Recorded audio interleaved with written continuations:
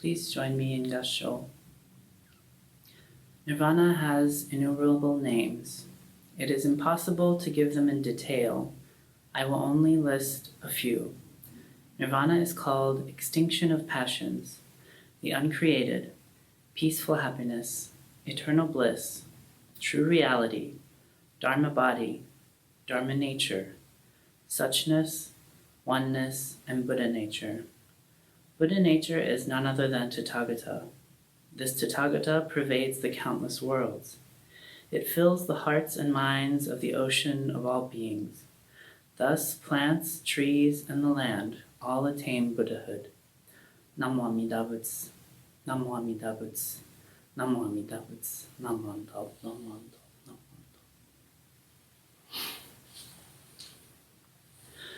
Greetings, my name is CJ Dunford. I am Tokudo Minister's Assistant at Berkeley Buddhist Temple, and I wanted to share a little bit of my experience in Japan. I was fortunate enough to receive some support from Berkeley Buddhist Temple and the BCA to be able to study Japanese abroad for a year in Kyoto. And so I wanted to share with you just a little bit of some of my experiences there. Though it was fascinating to live in the ancestral land of many of our Sangha, and to walk in the streets that Shinran once did in Kyoto, today I wanted to share a transfigurative experience that I had mostly in Osaka, where I found a spiritual community, a family, far outside the walls of any temple. The scripture I shared for today's Gosandai is from Shinran's Notes on Essentials of Faith Alone. For just some brief context, Pure Land Buddhism traditionally places the land of bliss, nirvana, Amida, and the Pure Land in some far-off and nearly unreachable location, far in the west. However, Shinran's interpretation brings nirvana to this world, constantly urging us to awaken to reality. The first time I read this scripture, it spoke deeply to me about the possibility of having a personal relationship with Amida Buddha, nirvana, to the Dharma, through my ever-evolving faith. Especially the line, the Tathagata pervades the countless worlds. It fills the hearts and minds of the ocean of all beings. Thus, rocks, trees, and land all attain Buddhahood. When I read this, I tried to ask myself the question, where can I see Buddha reflecting off this situation, off this person and these feelings? How can I find Buddha's call for me to awaken? When I first came to Japan, I stayed in eastern Japan in the Kanto region in Yokohama with my dear friend Nami and her family. We have a very long and special friendship that goes back almost 20 years. I'm grateful for all Nami and her family helped me with when I first came to Japan. But that is a story for another time.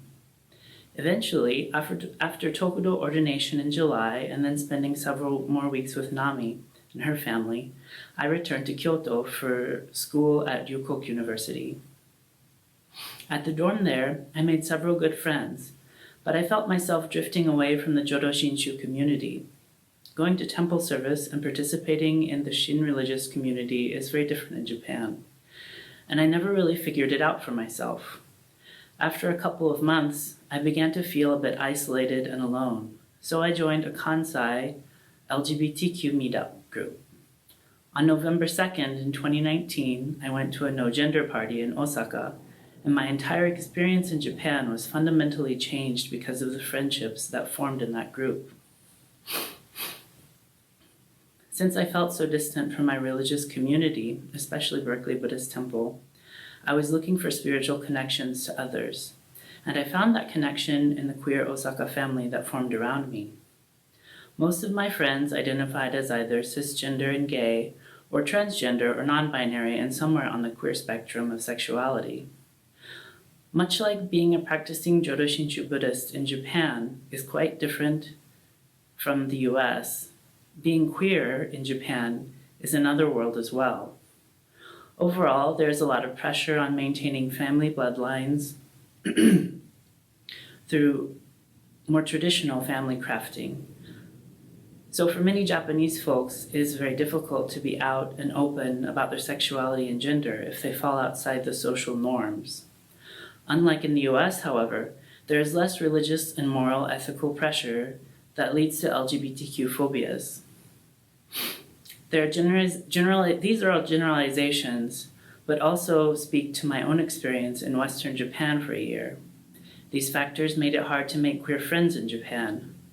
Most younger Japanese folks that I met had no problems or fears of queer people, but they frequently saw those issues of sexuality and gender identity as foreign. So I was overjoyed to make a group of queer friends in Japan who are so out and proud of who they are. That doesn't mean that our lives are necessarily easy. We often discuss some of our struggles of being authentic outside of our friend group. For example, at work or school. About half of our queer family is made up of expatriates from the US, Canada, Indonesia, Korea, and other countries, and the rest were Japanese. But all of us felt the othering that happens in a lot of social situations we found ourselves in. Those of us in language schools constantly felt the pressure of discussing our families and fond memories of childhood. And many of us have complicated or somewhat hurtful relationships with our families. Or we were encouraged to discuss dreams of starting our own nuclear families, where conventional gender norms and heterosexuality are just assumed.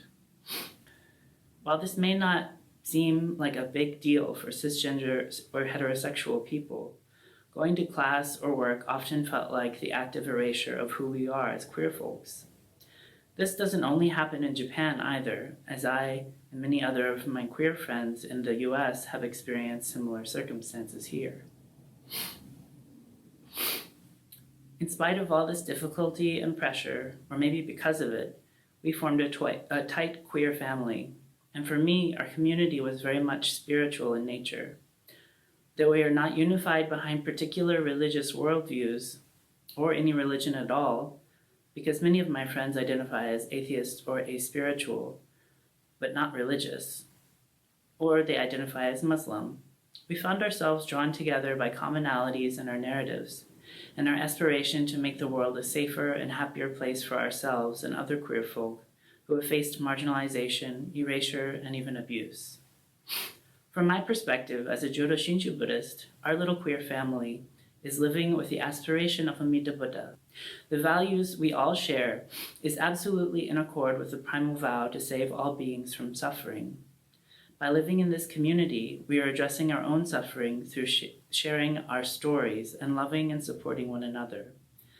Via our personal growth and expressing our hopes that we might make changes in a society that erases us and questions our value, we are making space for other queer friends to grow through their stress and pain and live their lives more authentically. It is said that sometimes the most powerful form of subversion in the face of oppression is simply to boldly exist. Here I would like to point out a dramatic shift in my thinking while I was in Japan. Ever since I first walked through the doors of BBT, I felt like our Sangha is my home. Though things here are not always perfect, I feel like you are all my family. And I know that we all love and support one another. You're my religious community.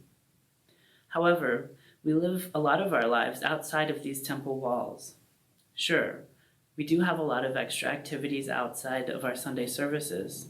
However, we must all find meaning and hope in life, especially when we find ourselves separated or disconnected from our religious communities. Academics will hotly debate definitions of the terms religion and spirituality, but I'll simplify that by giving the particular perspective which I'm discussing here. We may not agree 100% on this perspective and definition, and I'm fine with that. But this might be a good place to start personally reflecting and having conversations with one another and our broader communities of friends, family, coworkers, and other comrades. I see that there are two types of community. They're not entirely distinct from one another, but they do have some differences. First of all, we have religious communities, which tend to be built upon power structures or institutions. For us, it's Nishi Honganji.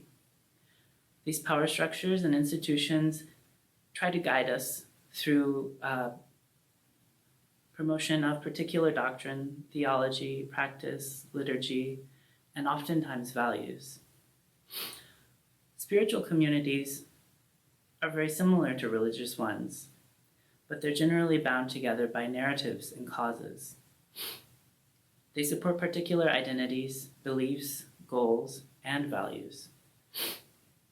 For a clear understanding of what the term spiritual means, I look to questions asked by theologian James Fowler. What are we spending and being spent for? What commands and receives our best time, our best energy? What causes, dreams, goals, or institutions are we pouring our lives out for? As we live our lives, what powers do we fear or dread? And what powers do we rely on or trust? To what or whom are we committed in life and in death?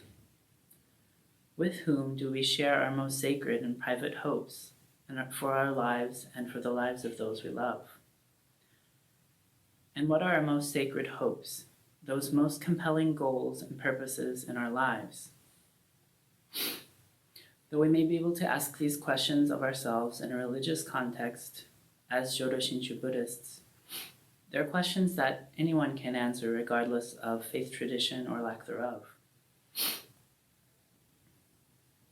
They can be answered in strictly religious or a secular sense, and we can also explore them as a way to cultivate purpose and drive in life. I see these questions as a way to deeper understand not only my own Buddhist faith, but also as a means to drive more profoundly into how I see myself and all the identities that make me up. During my time in Japan, when I sometimes felt alone or a bit lost, these questions helped me to seek refuge, which I found in my queer family, or my Rainbow Sangha in Osaka. We grew close and learned much about our own lives, and the bonds we shared grew much stronger as we looked at those questions in our own ways.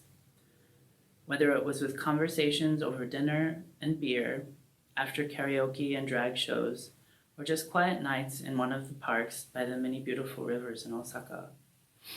When I look back on my time with my dear friends, I feel a deep human connection, and also a transfigurative Dharmic connection to Amida Buddha and my faith as a Jodo Shinshu Buddhist. While the content of these conversations might not have always been explicitly Buddhist, I found that their love is reflective of the boundless wisdom and compassion that seeks us out in our everyday lives. One of the first Japanese friends that I made at Ryukoku has been very close to me, even after coming back to the United States. We met in October last year when I was first helping with English tutoring at the university. I found out that she did a study exchange in Berkeley at the Jodo Shinshu Center through the Ryukoku Berkeley Center several months in early 2019. I didn't know her while she was studying here in Berkeley, but in Japan we talked a lot about the spiritual questions that we considered earlier in this talk. Through time, she felt comfortable to come out to me, for the first time to anyone in her life, as bisexual. A few months later, she met and started dating an American woman who is working in Japan, and they're still very happy together. Just a few months ago, she told me that she had found the courage to come out to her family. My friendship with her has brought a tremendous amount of joy to my own life. And as we were saying our goodbyes, she told me that she couldn't imagine what her life would be like today if she had never met me.